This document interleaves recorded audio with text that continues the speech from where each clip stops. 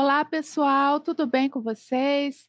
Para quem ainda não me conhece, meu nome é Fernanda Queiroga, sou especialista em direito administrativo e hoje vamos conhecer três motivos que podem ocasionar o indeferimento do pedido de reequilíbrio econômico-financeiro de um contrato administrativo. Então, sem mais delongas, vamos para o vídeo. Pessoal, inicialmente vamos lembrar que o fundamento jurídico para o restabelecimento do equilíbrio econômico-financeiro da contratação pública começa pela regra do inciso 21 do artigo 37 da nossa Constituição Federal nos seguintes termos: ressalvados os casos especificados na legislação, as obras, serviços, compras e alienações serão contratados mediante processo de licitação pública que assegure igualdade de condições a todos os concorrentes, com cláusulas que estabeleçam obrigações de pagamento, mantidas as condições efetivas da proposta. E continua pela regra da Lei 8666 de 93, no artigo 65, que os contratos poderão ser alterados com as devidas justificativas nos seguintes casos. Inciso 2, por acordo das partes, a linha D de dado, para restabelecer a relação que as partes pactuaram inicialmente entre os encargos do contratado e a retribuição da administração para a justa remuneração da obra, serviço ou fornecimento, objetivando o quê? A manutenção do equilíbrio econômico-financeiro inicial do contrato, configurando o quê? Área econômica extraordinária e extracontratual. O restabelecimento do equilíbrio econômico-financeiro de contratação, de acordo com a orientação normativa 22 da Advocacia Geral da União, né? O que que essa orientação ela dispõe? Ela dispõe que o reequilíbrio econômico-financeiro ele pode ser concedido a qualquer tempo, independentemente da previsão contratual. Porém, desde que, olha lá, verificadas as circunstâncias elencadas na linha D do inciso 2 do artigo 65 da Lei 8666 de 93. Nós temos também o conceituado autor Marçal Justem Filho, que eu sou muito fã, que entende o seguinte: existe direito do contratado de exigir o restabelecimento do equilíbrio econômico-financeiro do contrato, se e quando vier a ser rompido. Se os encargos forem ampliados quantitativamente ou se tornarem mais onerosos qualitativamente, a situação inicial estará o quê? Modificada. Significa então que a administração ela tem o dever de ampliar a remuneração devida ao particular proporcionalmente à majoração dos encargos verificada. Deve-se, então, restaurar a situação originária, de modo que o particular não arque com os encargos mais onerosos e perceba a remuneração originariamente prevista. Ampliados os encargos, deve-se ampliar o quê? Proporcionalmente à remuneração. Em termos práticos, a garantia do equilíbrio econômico-financeiro obriga o contratante a alterar a remuneração do contratado sempre que sobrevier circunstância excepcional capaz de tornar mais onerosa a execução. Há de se restaurar a situação que inicial do contrato, impedindo que o particular se veja prejudicado com uma remuneração originalmente prevista, porém, com encargos substancialmente mais onerosos do que o previsto.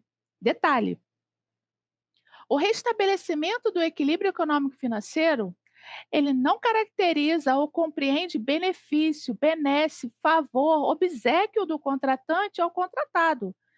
Ele não deriva de cláusula contratual nem de previsão no ato convocatório. Tem raiz constitucional. Portanto, a ausência de previsão ou de autorização é irrelevante.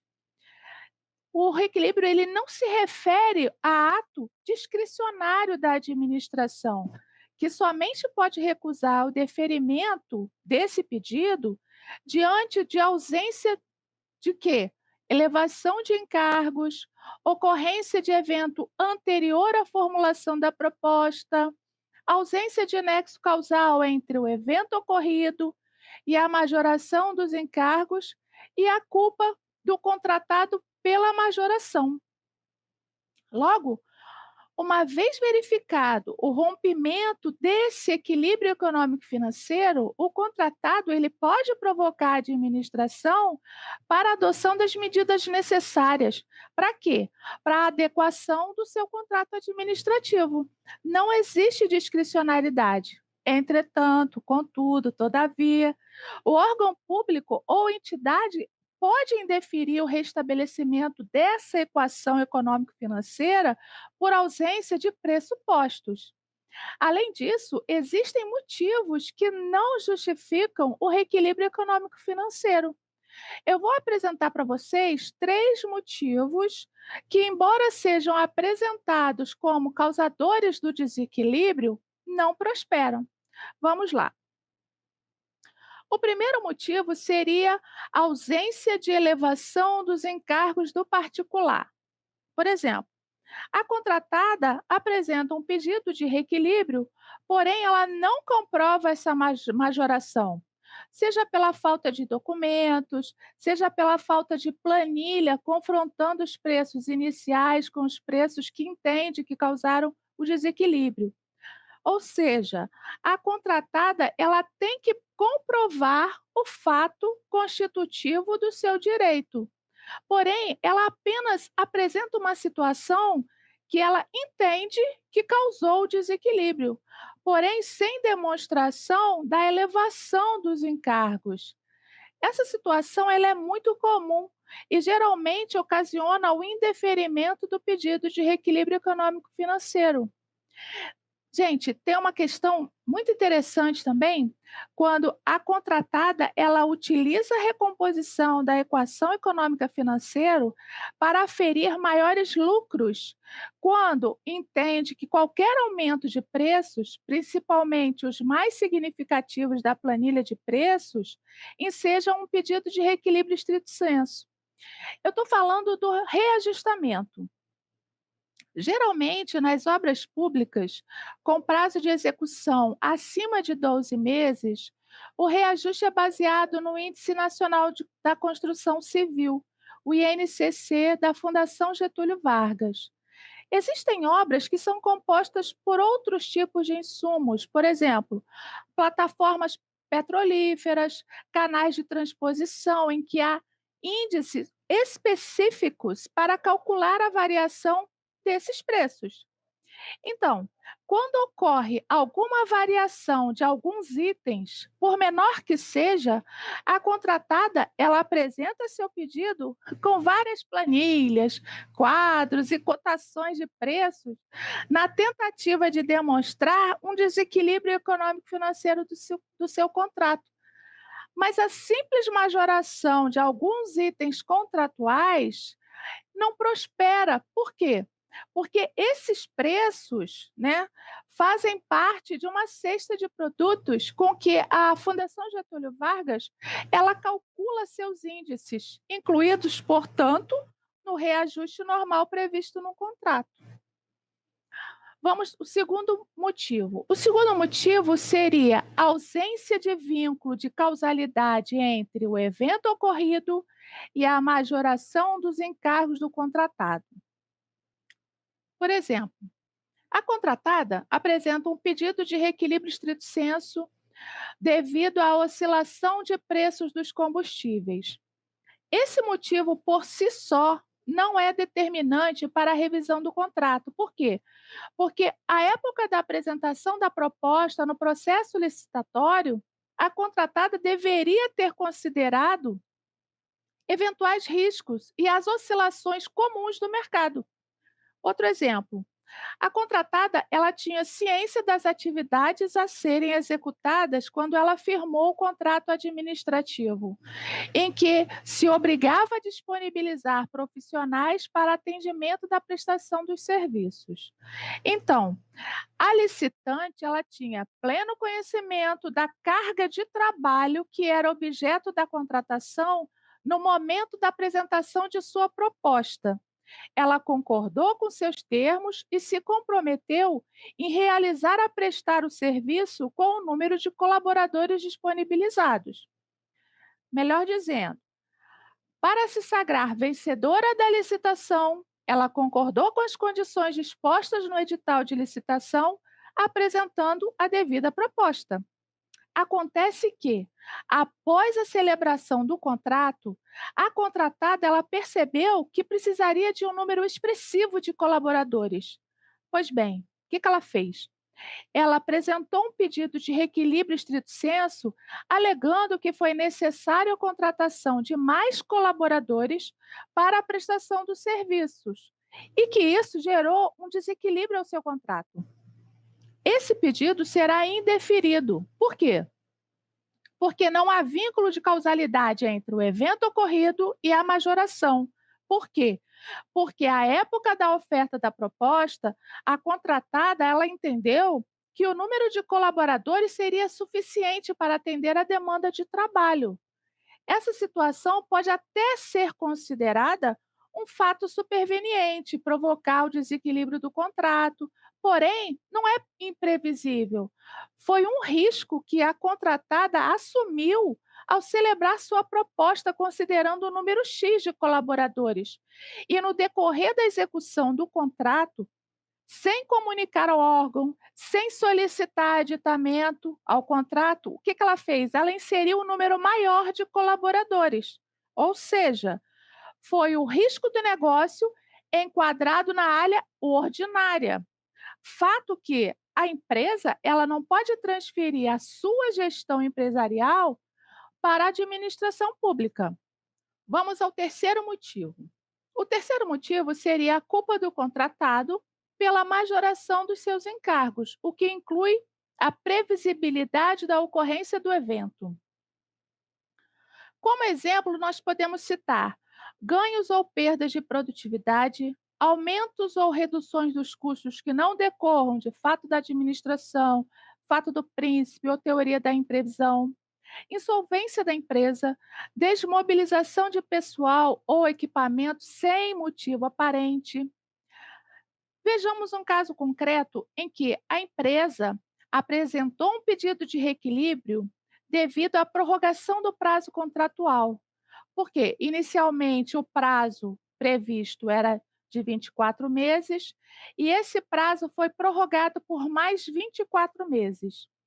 Acontece que restou comprovado pelo órgão público que a prorrogação do contrato se deu em razão da desmobilização indevida de pessoal e de equipamento que impediu o bom andamento da obra. Melhor dizendo, esse fato paralisou os serviços sem justa causa e prévia comunicação à administração. E essa situação, ela pode dar ensejo, inclusive, à rescisão unilateral do contrato. Outro exemplo, vamos ver um exemplo de pedido de reequilíbrio estrito sensu que pode ser indeferido por culpa do contratado. A empresa, né, ela aceitou a contratação remanescente. E no decorrer da execução, ela verificou que ela estava tendo graves prejuízos. Esse é o caso de uma empresa que aceitou a execução do remanescente das obras necessárias à conclusão de um prédio. O edital de concorrência que originou o contrato da empresa dispunha que a obra se encontrava definida nos projetos executivos de arquitetura e complementares, como também suas adaptações, acréscimos e especificações. Foi dito no edital que o remanescente da obra deveria ser verificado através de visita ao canteiro de obras, que deveria ser considerado para fins de avaliação do remanescente da obra os materiais utilizáveis estocados no canteiro de obras. Relacionava ainda como necessária a qualificação técnica, a comprovação de que recebeu todos os documentos, que tomou conhecimento de todas as informações e que realizou visita à obra para cientificar-se das condições da execução parcial de todos os serviços, para cumprimento das obrigações objeto da licitação.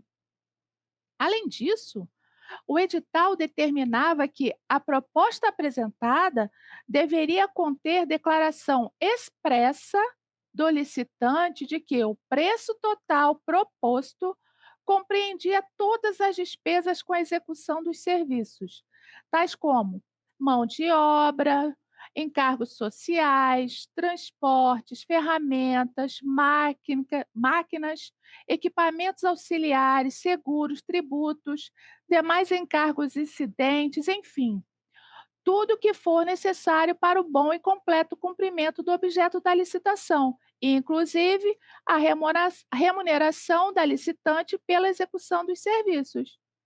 Então, considerando esse cenário, a partir da vistoria, a contratada, ela definiu o preço que ela entendia que cobria as despesas para o adimplemento da obra, certo? O edital exigia que a licitante efetivasse a vistoria do canteiro de obras e considerasse o material já estocado para fins de apuração do que faltava a ser feito e do material que precisaria ser adquirido, assim como de outros gastos que fossem necessários. Nesse nosso caso, a administração pública, ela não interferiu na quantificação da empresa. A administração, ela não impôs à empresa a consideração de certos quantitativos. Portanto, se o custo que a empresa estava tendo com o empreendimento estava acima do que recebia de remuneração, tal situação, né, ela é derivada o quê? Da própria atuação da empresa, que ou não soube quantificar o que eu acredito não ser tão viável, considerando a expertise, perdão, da empresa, ou ela preferiu, para ganhar a licitação, oferecer preço inexequível. Fato que não pode ser transferido para o órgão público porque ele não deu causa. Ele não contribuiu de qualquer modo para a elaboração da proposta da empresa.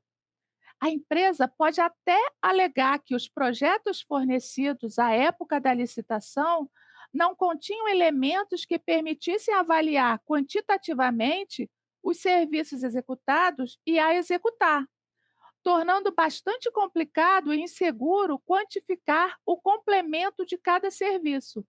Mas essa alegação, ela não merece ser acolhida. Por quê? Porque a empresa é especializada no tipo de obra para a qual se habilitou. A empresa, ela teve amplo acesso ao canteiro a ser vistoriado como exigência do edital. Então, essa argumentação poderia ter sido objeto de impugnação ao edital ou, conhecedora da situação, não participar da licitação, já que tinha conhecimento de que o preço era insuficiente. Pessoal, o direito ao reequilíbrio contratual não se configura pela simples alegação de que se gastou na execução mais do que tinha sido previsto na proposta, ainda que se prove essa disparidade. Há requisitos específicos que devem ser preenchidos. Não é suficiente para movimentar o instrumental da restauração do equilíbrio econômico-financeiro do contrato administrativo a constatação de divergência entre os valores propostos e os efetivamente gastos na execução do serviço contratado. É preciso averiguar os fatores que resultaram nessa diferença, de sorte a se concluir sobre a cobertura da majoração pela administração pública, sem que isso caracterize violação às normas constitucionais e legais que regem as licitações e os vínculos contratuais com os entes públicos. No nosso caso, caracterizou-se a atuação culposa da empresa, quando o evento causador da maior onerosidade era previsível e ela não o previu. Ou seja, a empresa tinha o dever de formular sua proposta levando em consideração todas as circunstâncias previsíveis. Desse modo, a sua omissão acarretou prejuízos que deverão ser por ela arcados. Todas as despesas realizadas pela empresa se deram em cumprimento da obrigação a que ela se vinculou por espontânea vontade. Se a empresa calculou incorretamente os valores que desembolsaria, o erro foi dela, não sendo imputável ao órgão. Pessoal, esses são apenas alguns motivos que podem dar ensejo ao indeferimento do pedido de reequilíbrio econômico financeiro. Pois bem, o que temos que ter em mente é que pedidos de revisão contratual para o restabelecimento do equilíbrio econômico financeiro depende de alguns requisitos que devem ser avaliados sob o contexto fático de cada contratação específica. Para que o reequilíbrio possa ser concedido, é primordial que o contratado faça o requerimento formalmente, apresentando ao órgão os fatos supervenientes que justificam o acolhimento do seu pedido, como também demonstrando a impossibilidade de manutenção do contrato nos termos da proposta. É necessário que fiquem evidentes a compatibilidade e a veracidade das informações, pois a ausência de comprovação inequívoca de desequilíbrio poderá dificultar e até mesmo impedir o deferimento desse pedido. O reequilíbrio se configura como uma alteração da equação econômica financeira e se refere exclusivamente a situações atípicas e extraordinárias, e não depende de previsão contratual. Os requisitos que devem ser observados para a concessão do reequilíbrio econômico-financeiro estrito sensu depende diretamente da configuração das hipóteses previstas no artigo 65, inciso 2, a linha D da 8666 de 93, ou seja, depende do efetivo advento de fatos imprevisíveis ou previsíveis, mas de consequências incalculáveis, caso fortuito ou força maior, e o fato do príncipe. Então, pessoal, por hoje é só. Até o nosso próximo encontro, em que vou trazer para vocês 3 formas de comprovar o desequilíbrio econômico do contrato administrativo. Aproveitando o ensejo, eu tenho um convite para fazer para vocês. No dia 21 de outubro, próximo agora, na quinta-feira, às 20 horas, eu vou dar um webinário 100% online, 100% gratuito, chamado Reequilibrando Contratos Administrativos. Para participar é bem simples. Basta clicar no link para a inscrição que está aqui na descrição do vídeo e também na minha bio do Instagram, inserindo o e-mail. Só isso. E o pensamento de hoje é de Henry Ford. Os dias prósperos não vêm por acaso, nascem de muita fadiga e persistência. Deus abençoe a todos.